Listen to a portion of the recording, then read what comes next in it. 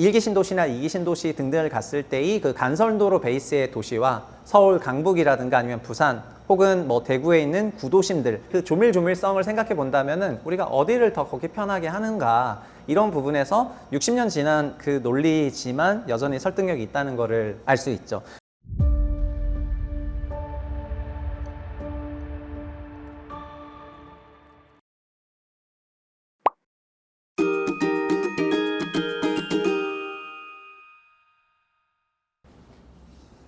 안녕하세요. 채북스의 최상욱입니다. 오늘 채북스 코너에서는 미국 대도시의 죽음과 삶이라는 정말 벽돌책, 이런 책을 소개하는 그런 시간을 가져보도록 하겠습니다. 사실 도시나 부동산에 관심 있는 사람들은 한 번 정도는 들어봤을 책입니다. 책은 제인 제이콥스라는 저자분이 쓰셨고요. 1916년에 미국 펜실베니아에서 태어나셨고, 그리고 2006년에 돌아가셨습니다.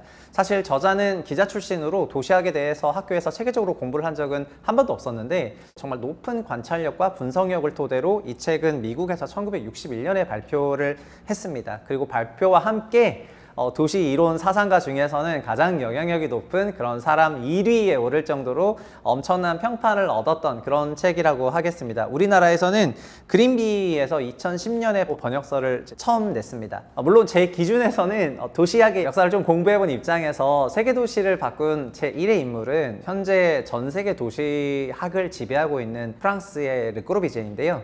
제인 제이콥스 역시 도시학을 다루는 사람들 중에서는 거의 르꼬르비제와 거의 격을 맞춘다고 할 정도로 엄청난 인물이기 때문에 도시나 부동산 이런 것들이 앞으로 왜 더 중요해지냐면은 고령화 중심의 사회가 되면서 좀 더 중요해질 것 같거든요. 그래서 책을 통해서 예전에 도시를 다뤘던 사람들은 어떤 문제를 생각을 했었고, 거기에 어떤 사상이 있었고, 그리고 앞으로 미래의 도시는 어떤 사상과 철학을 가지면서 도시가 나아가야 될 건지, 지금 좋다고 생각되는 부분들이 정말 좋은 건지, 이런 것들을 다시 한번 생각해보는 그런 시간을 갖도록 하겠습니다.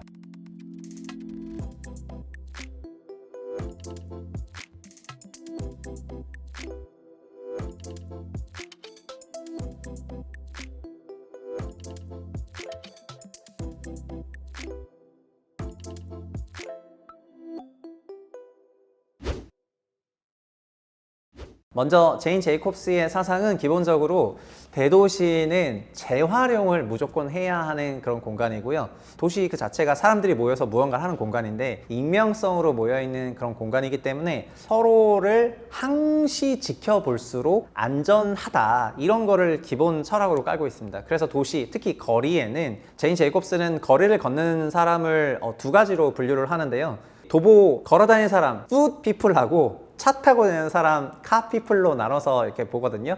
근데 도시에 이렇게 사람들이 계속 돌아다닐수록 안전하고, 반대로 사람이 다니지 않는 도시에 어떤 길이 있다면 그게 결국은 슬럼과 우범지대가 되고, 반대로 사람이 많은 골목길에서는 그런 일이 거의 발생하지 않기 때문에 대도시가 되면 될수록 도시 거리에는 더 많은 사람들이 계속해서 다녀야 되는 그런 도시 구조를 지향하는 거가 미래지향적 도시구조다라고 선언을 하게 됩니다. 그래서 기본적으로 도시 계획이라는 게 이런 익명성의 집합소인 도시가 안전해야 된다는 것에서부터 출발을 해야 되고, 도시에 사는 사람들이 서로를 믿지 못하게 된다면 정말 상당한 문제가 될 거기 때문에 그런 걸 하나씩 이제 풀어나가는 도시 계획의 이론서라고 할 수 있는데, 큰 컨셉을 보면은 예를 들면 슈퍼블럭 같은 거예요. 블럭이 너무 크면 안 된다. 조그만 블럭을 자잘하게 만들어야 사람들이 여러 길로 다닐 텐데, 슈퍼블럭을 만들고 긴 블럭을 만들게 된다면 어떤 길은 많이 다니지만 어떤 길은 많이 안 다니게 되는데, 많이 안 다니게 된 데에는 도시의 익명성이 만들어내는 안전이 없어지기 때문에 그런 데는 굉장히 위험해질 수 있다, 이렇게 얘기를 하거든요.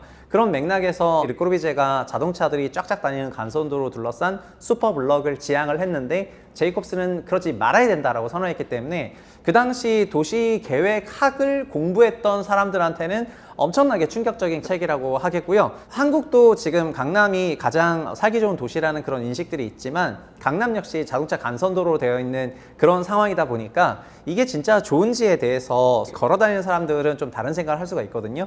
그런 사람들에게 어떤 새로운 이론적인 근거를 만들었다는 점에서 르꼬르비제의 안티테제로서 제인 제이콥스가 존재한다, 그렇게 생각하시면 될 것 같습니다. 소형 빌딩들이 정말 밀집해서 아기자기하게 도로를 다 바라보는 방향으로 건물의 얼굴이라고 할 수 있는 그런 파사드들이 쫙 질비하게 있을 때, 항상 도시는 누군가를 감시하고 있고, 그런 감시가 안전망을 제공할 수 있다, 이렇게 얘기를 합니다.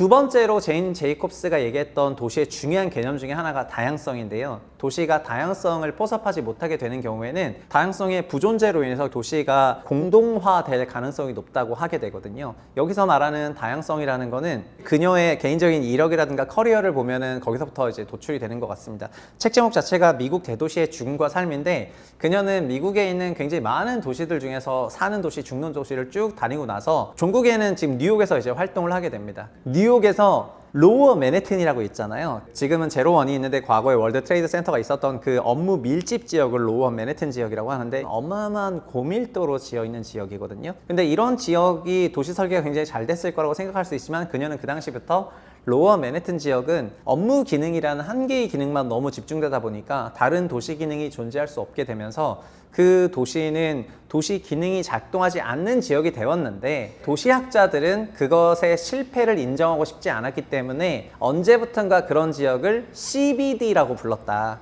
그러니까 중심 업무 지구라고 부르고 있다라고 얘기를 합니다. 우리가 센트럴 비즈니스 디스트릭트 이 지역을 CBD, GBD, YBD 등등 이런 용어를 쓰는데요. 그런 용어가 매우 기능적으로 분절된 도시를 의미하는 거기 때문에 그녀는 이런 형태의 도시 구조는 해당 도시 지역의 다양성을 제공하지 못하게 되면서 비는 시간이 발생하게 되고, 비는 시간이 발생하는 그런 도시 구조는 종국에는 공동화될 리스크가 굉장히 높다라고 얘기를 합니다. 다행인 거는 맨해튼 지역은 맨해튼을 벗어나서 그만한 밀집도라든가 업무 시설이 있을 만한 지역이 많지 않지만, 반대로 뭐 샌프란을 가는 LA, 특히 LA 같은 데를 가면은 얼마든지 외곽으로 도시가 확장할 수 있는 그런 미국의 도시 구조를 갖고 있기 때문에, 그 당시에도 어떻게 보면은 현대의 여러 도시들이 미래에 공동화될 수 있다는 그런 사실들을 지적했다라고 하는 그런 점에서 이제 이 책이 61년 책이잖아요. 지금 거의 뭐 60년 전 책인데도 불구하고 요즘 시점을 읽었을 때 정말 상당한 시사점을 준다, 그렇게 말씀을 드리겠습니다. 통계적으로 도시는 절반은 거의 늘 비어 있습니다. 기능적으로 도시가 분절되어 있기 때문인데요. 집과 일자리가 분절되어 있고, 그리고 낮과 밤에 또 도시가 분절되어 있고, 업무나 주거, 학교나 비학교 등등 많은 기능적으로 도시가 분절되기 때문에 그녀는 이렇게 기능적으로 분절화된 도시가 넓어지면 넓어질수록 사람들이 걷지 않는 길거리들이 만들어지게 될 것이고, 그런 길거리들이 만들어지기 시작할 때 도시는 공동화된다라는 그런 얘기를 합니다. 한국에서 이런 데를 좀 찾아보자면은, 세종시를 설계할 때는 환상형으로 도시를 잘 설계했다고 생각하시겠지만, 세종시를 이용하는 그 구성원들의 전반적인 생활 패턴은 공직에 계신 분들이 많다 보니까 이용하는 시간에는 굉장히 이용을 많이 하고 밀집돼 있지만, 또 비는 시간은 좀 도시가 텅 비는 그런 효과가 있거든요. 다양성을 수용하지 못하게 하는 그런 형태의 도시 구조를 짜게 된다면은 문제가 많아진다는 것을 이제 얘기를 하고 있습니다. 그리고 우리나라에 빗대어서 생각해 볼 포인트들이 좀 많은 것 같거든요. 뭐 이렇게 다양성 얘기하고 가로 중심 얘기하고 카피플이 아니라 소위 푸피플, 뭐 워크피플 이렇게 얘기하면은 종전에 박원순 서울시장 체제에서 가로 살리고 직교용 교차로 다시라고 이런 식으로 제인 제이콥스를 생각할 수 있지만, 제인 제이콥스는 기본적으로 주거지는 고밀도여야 된다고 얘기를 했고요. 매우 조밀조밀하게 개발돼야 된다라고 생각했습니다. 다만 너무 높은 하이라이즈 빌딩을 통해 가지고 쫙쫙 간선도로 형태로 개발하는 것이 아니라 정말 아기자기하게 조밀조밀하게 개발하게 된다면은 그것이 가장 좋은 선순환 작용을 만들 수 있다, 이렇게 얘기를 하고, 이게 60년대 지어진 책인데, 요즘 시대에 서울에서만 생각해 보더라도 1기 신도시나 2기 신도시 등등을 갔을 때의 그 간선도로 베이스의 도시와 서울 강북이라든가 아니면 부산 혹은 뭐 대구에 있는 구도심들, 그 조밀조밀성을 생각해 본다면은 우리가 어디를 더 걷기 편하게 하는가, 이런 부분에서 60년 지난 그 논리지만 여전히 설득력이 있다는 것을 알 수 있죠.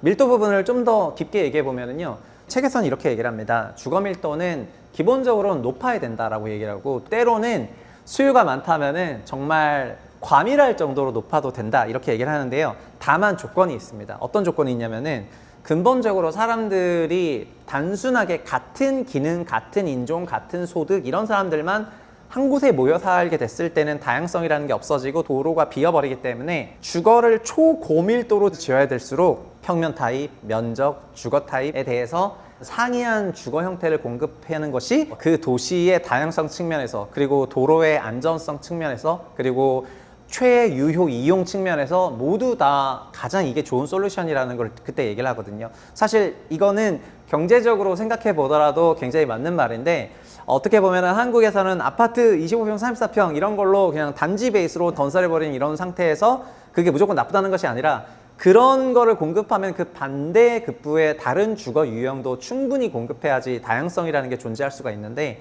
그런 다양성이라는 게 존재하지 않았을 때 어떤 문제가 생길지에 대해서도 지금 생각해 봐야 되는 그런 부분이 있다 말씀을 드리겠습니다. 그러니까 그녀는 종전 박원순 서울시장 체제에 썼던 그런 여러 주택 정책을 무조건적으로 지지하는데 종종 인용되는 경향이 있지만, 실제로 직접 썼던 600페이지의 책을 읽어보면은 굉장한 고밀도를 선호했고, 조밀조밀한 도시개발, 그리고 굉장히 다양한 주거 유형을 통해 가지고 도시를 넓게 쓰는 것이 아니라 좁게 써야 되고, 도시를 쓰고 버리는 게 아니라 한국처럼 신도시 개발하면서 구도심을 버리는 게 아니라 계속해서 도시를 재생산하면서 써야 된다는 식의 얘기를 했거든요. 부동산학에서 어떻게 보면 부동산 우파와 좌파가 있다고 한다면, 부동산의 양대 학파에서 모두 다 섭렵할 만한 그런 도시론을 썼다, 이렇게 말씀을 드리겠습니다. 어떻게 보면 르꼬르비제라는 분은 부동산의 개발 중심주의형, 차량 중심주의형 그런 도시 개발의 선구자라고 한다면, 제인 제이콥스는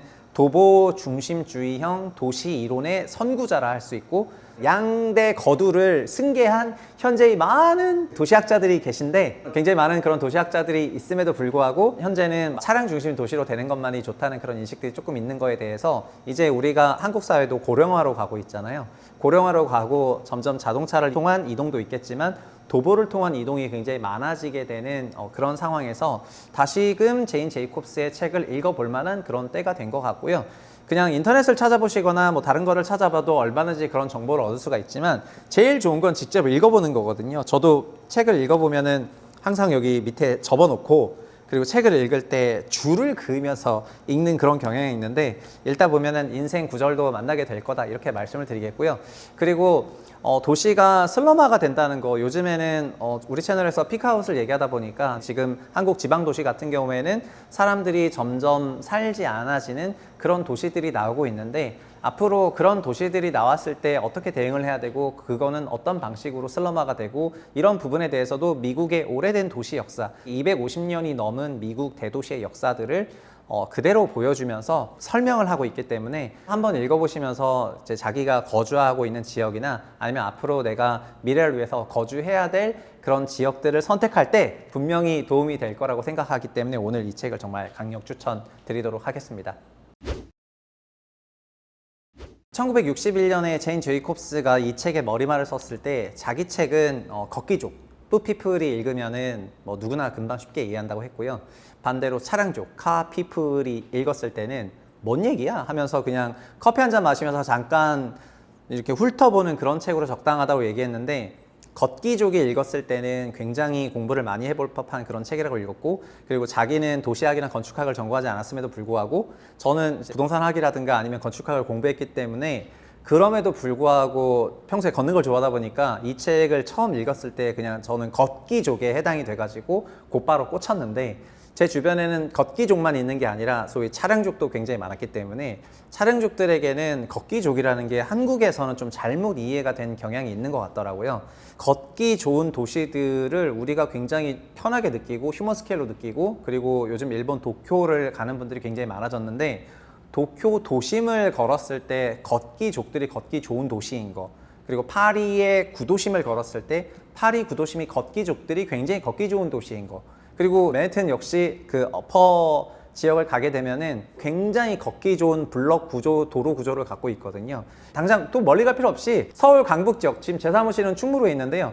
충무로에서 을지로에서 광화문으로 가는 그 길만 걸어보더라도 걷기족들이 선호하는 도시란 어떤 것인지 금방 느낄 수가 있거든요. 그래서 과거에 우리가 차량족들이 선호하는 그런 도시망을 만들었던 그런 시대에서 미래에 고령화를 염두에 뒀을 때 걷기족들이 선호할 만한 그런 도시로 다시 바꿔야 된다는 그런 생각이고, 제가 도로구조나 밀집도, 건물 등등만 얘기했는데, 여기서는 그런 것뿐만 아니라 굉장히 다양한 기능과 사용자 구성, 그리고 연령 구성, 학교, 그리고 공원, 이런 것들에 대한 개념들도 다 실었고, 그리고 이제 도로에 대해서는 뭐 더더욱 더 자세하게 실었기 때문에 단순한 교양 도서 정도가 아니고요, 본인의 그런 주거지나 이런 거를 선정할 때 있어서도 굉장히 참고해 볼 만한 그런 책이라고 생각하는 명저입니다. 그러니까 꼭 한번 읽어보셔야 되겠죠? 오늘 여기까지 하고 다음에 또 좋은 책으로 찾아뵙겠습니다. 감사합니다.